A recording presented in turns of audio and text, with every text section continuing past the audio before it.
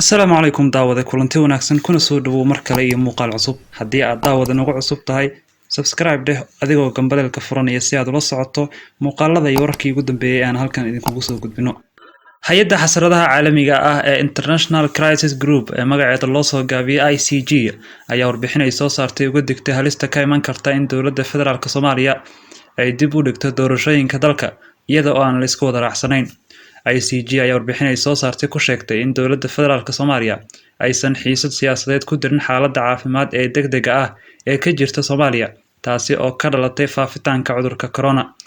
Mas'uuliyiinta dowladda federaalka Soomaaliya ayaa ugu baaqday inay iska celiyaan hami kasta oo si kali ah dib loogu dhigayo xilliga doorashada ama isbedel loogu sameynayo sharciga doorashooyinka. Haddii ay sidaasi dhacdo waxaa xaqiiq ah in laga hor iman doono weliba suurtagal ay tahay in si rabshad leh looga hor yimaado ayay ka digtay ICG. ICG ayaa sidoo kale ugu baaqday dowladda federaalka Soomaaliya inay saamilayda siyaasadda dalka iyada oo aan dib loo dhigin kala hadasho sida cudurka corona uu u saameynayo doorashooyinka la qorsheeyay iyo noocooda.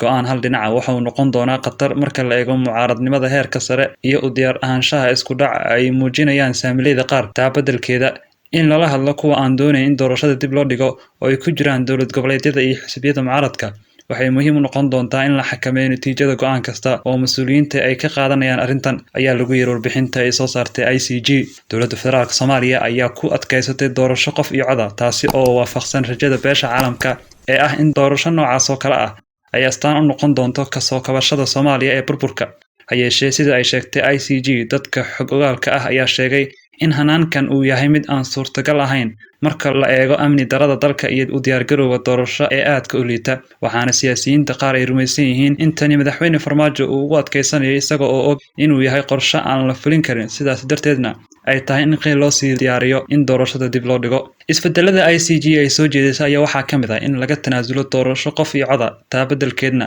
diiradda la saaro hanaan doorasho oo dad kooban ay ka qayb galaan si la mid ah kii 2016 markaasi oo erga ka kooban 14,000 ay soo doorteen 270 xildhibaan ee baarlamaanka kuwaasi oo kadib soo doortay madaxweynaha. Ugu dambeynna ICG ayaa waxay soo jeedisay in haddii ay noqoto in doorashada dib loo dhigo waxyaabaha lagu heshiin karo ay ka mid tahay dhismaha dowlad midnimo qaran ah oo dowlad goboleedyada iyo mucaaradka ay xilal ku yeeshaan.